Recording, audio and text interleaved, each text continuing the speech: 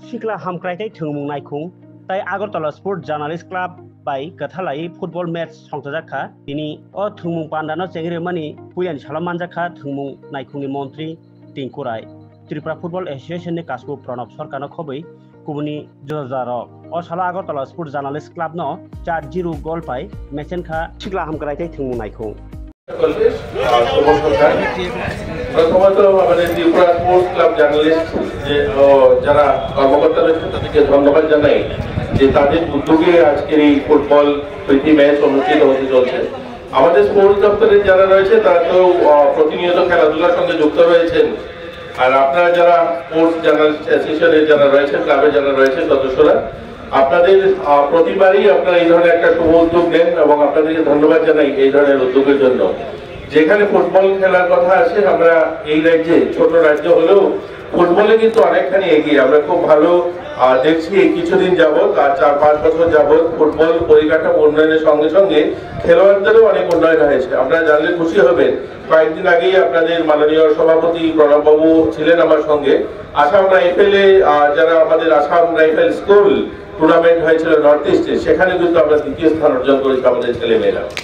এর আগে 2024 সালে শুরুর দিকটাতে আমাদের ন্যাশনাল ফুটবল হয়েছিল আন্ডার 17 উড়িষ্যাতে অনুষ্ঠিত হয়। গোটা দেশ থেকে প্রায় সেখানে 30খানা টিম আসে এবং সেখানেও আমরা তৃতীয় স্থান অর্জন করে এসেছি। আমাদের রাজ্যের জনজাতির ছেলে মেয়েরা সেখানে তৃতীয় স্থান অর্জন করে এসছে।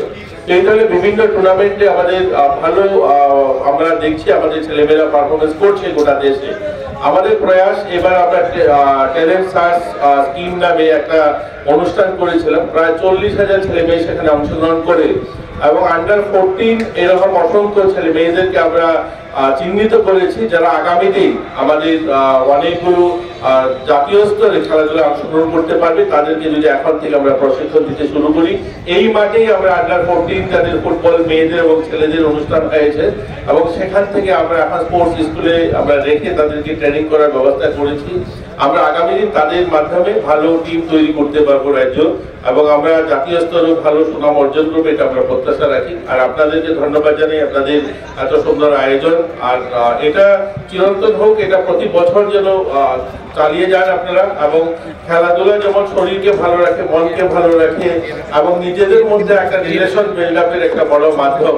খেলাধুলা শুধুমাত্র শরীর মন নয়, আজকের দিনে যারা ভালো খেলোয়াড় গোটা দেশে তাদের সুনাম হয়েছে, আর্থিকভাবেও তারা আজ এটা একটা বড় মাধ্যম হয়েছে। কিন্তু খেলাধুলা আগে ছিল শুধু মন ভালো আর শরীর ভালো এরকম নয়, এখন কিন্তু আর্থিকভাবেও মানুষ প্রতিষ্ঠিত হতে পারছে বা সামাজিকভাবে তো প্রতিষ্ঠিত হয়ই, আর গোটা দেশে তাদের নাম উজ্জ্বল হচ্ছে। তো যাই হোক, আমাদের রাজ্যে ছোট হলেও অনেকগুলো খেলাধুলায় আমরা খুব ভালো জায়গায় আছি। আমরা আশাবাদী আমরা অলিম্পিকে দীপা কর্মকারের মতো আরো অনেককে দেখবো। আপনারা কয়েকদিন আগেই দেখেছেন সুপর্ণা দেবনাথ এশিয়ান চ্যাম্পিয়নশিপ যেখানে হয়েছে জুনিয়র, সেখানে আমরা গোল্ড মেডেল জিতেছি। এছাড়াও অনেক মেয়েরা, কৃতিকা ছোট জুনিয়রে আমরা সেখানে গোল্ড মেডেল দেখেছি। তো আমাদের রাজ্যের ছোট যারা খেলোয়াড়রা তাদের মধ্যে একটা প্রতিভা আমরা দেখছি। আমরা খুব শীঘ্রই তার সুফলও আমরা দেখতে পাবো। ধন্যবাদ সবাইকে।